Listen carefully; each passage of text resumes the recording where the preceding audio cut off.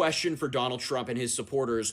What's the plan? It's 5 a.m. on the East Coast right now. Donald Trump just announced that the U.S. military has captured Nicolas Maduro and his wife, the president of Venezuela, after we bombed Venezuela in the middle of the night, focusing on their capital city. And I'm just curious, what's the plan?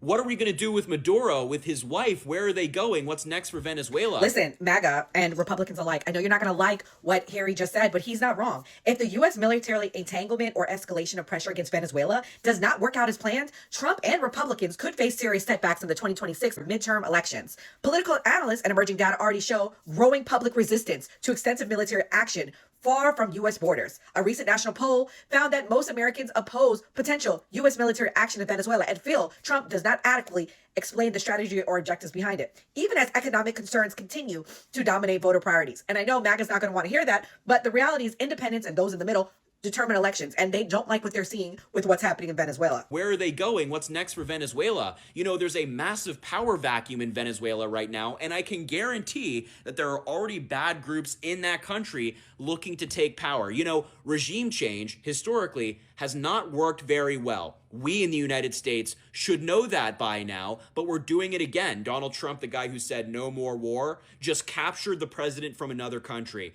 So I'm just curious what the plan is. Even within the U.S. political landscape, there are signs of strain. Congress has debated restricting executive authority on Venezuela and related military efforts. And some Republicans have shown concern over unchecked military engagement and congressional approval. We did not have a vote in Congress for this. I don't know if this is legal, what he did. I'll let you guys decide that, but I'm pretty sure you need to take a vote. That's a rule in the Constitution. If the public perceives the effort in Venezuela as ineffective, poorly justified, or detrimental to U.S. interests, especially if casualties of our United States troops or regional instability increase, that could weaken Republican campaigns nationwide. The defense minister of Venezuela survived the attack, had a press conference after saying there's going to be retaliation. It's not over. They want to beat the United States. So what's next? Did they think this through? Let me take that back. I already know the answer. No, they didn't. Close races, especially in swing districts and states where voters are already polarized, this might be enough of a power shift to move the balance of power in Congress. In short, without clear success and a broad backing, the current Venezuela policy and attack that just happened on Maduro could become a political liability for Trump and Republican candidates in the upcoming midterm elections. Let me know what you guys think. Will this be a success? Will the country flip blue now that President Trump took a big risk doing this? Like, share, and subscribe for more stories like this.